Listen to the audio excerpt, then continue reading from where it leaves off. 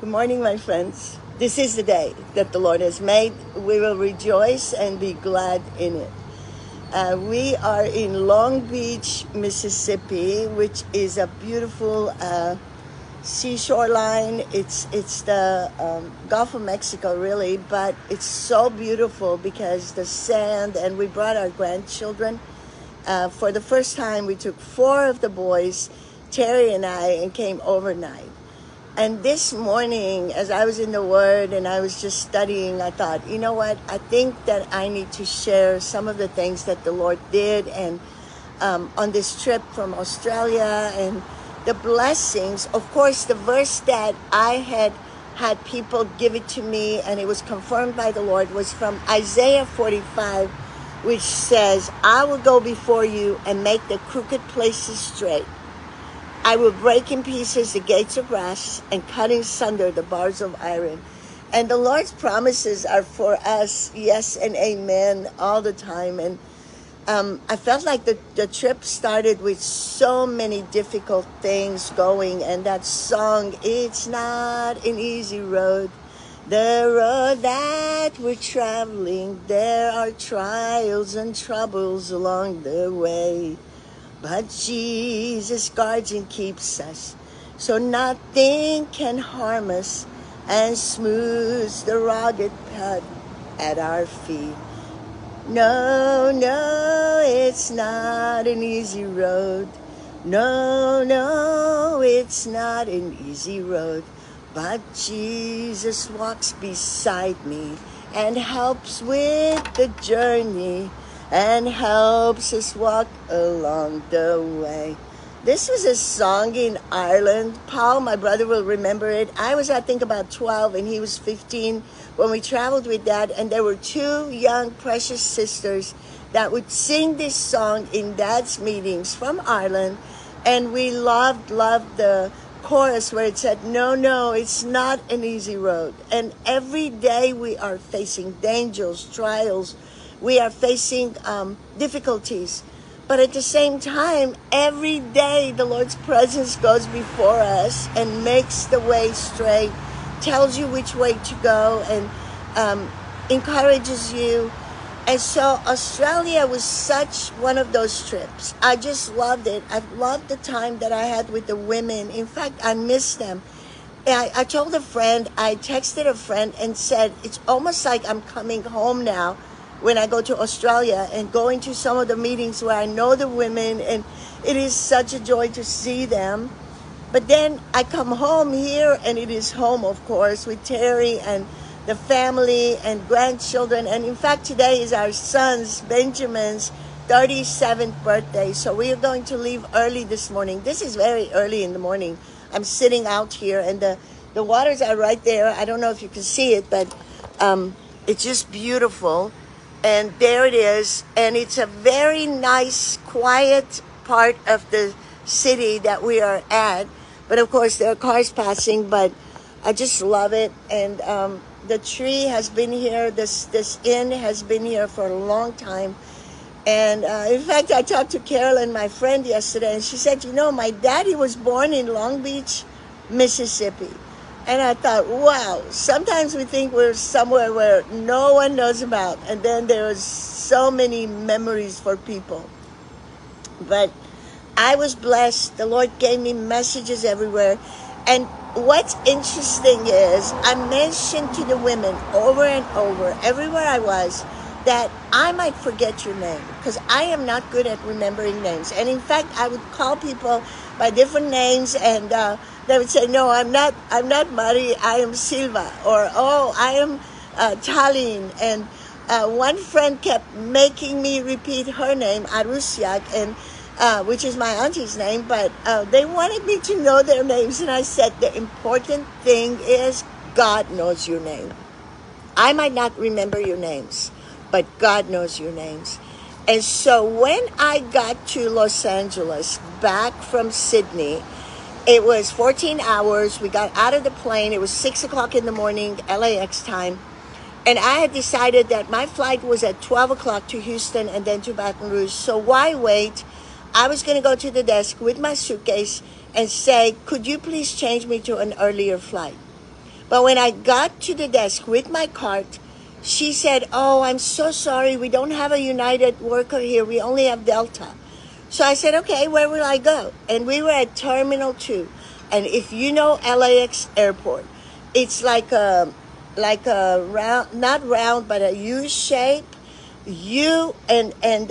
Terminal 2 was on one side, and you have to go through all the terminals to Terminal 7 unless you get on a shuttle with all the suitcases. So I decided to walk. I walked at 6:30 or 7 o'clock in the morning from Terminal 2 to 7. And I was okay because there were other people out there, and it wasn't like I was all by myself at the LAX airport. But I kept walking and walking, and I said, "Okay, Lord, thank you. I've been sitting so long on the plane. You're giving me time to walk." When I got there, she was so kind. She did change my ticket, and she said, "Yes, you can go to an earlier flight." But she said, "Are you sure you want to give up all your nice seats on that other flight?" I said, "Yes, yes." And I was thinking, oh, she's going to give me middle seats for 3.5 hours. But I said, it's worth it. I want to be on that plane. Ended up, I had an aisle seat, and my middle seat was empty, which is so nice sometimes because I can really rest, move about, not worry about somebody sitting right there. So I had a good flight, but I was getting tired. By this time, I was getting sleepy. I hadn't slept that much on the long flight.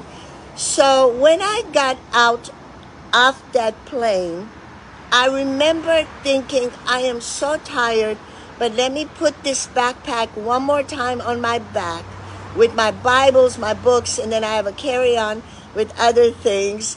And when I was putting my backpack in the plane, which I had just gotten out of, I was still on that bridge, I heard, Jasmine Workman, and I thought, no, you're hearing things because your ears are clogged up. And so I was really surprised that they were calling my name. I went back into the plane, and the flight attendant and another lady were standing there, and they said, "There you are."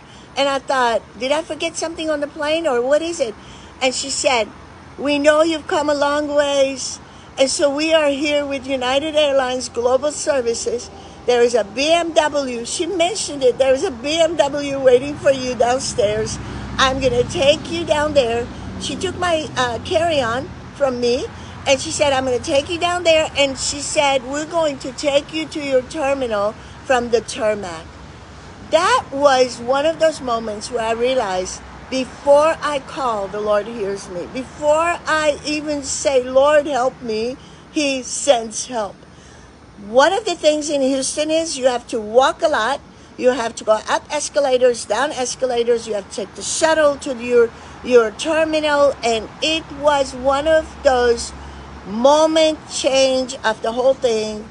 Here I was coming down the airplane steps on the side, and she took my carry-on into the car, and then I gave my backpack to that driver, Mr. Jose. And it was such a blessing. And Jennifer was her name, and she said her dad was from Lebanon. And I said, "Well, how did you pick me?" She said, "I went down the names and picked your name." One more time, confirmation. The Lord knows our names. The Lord knows who we are.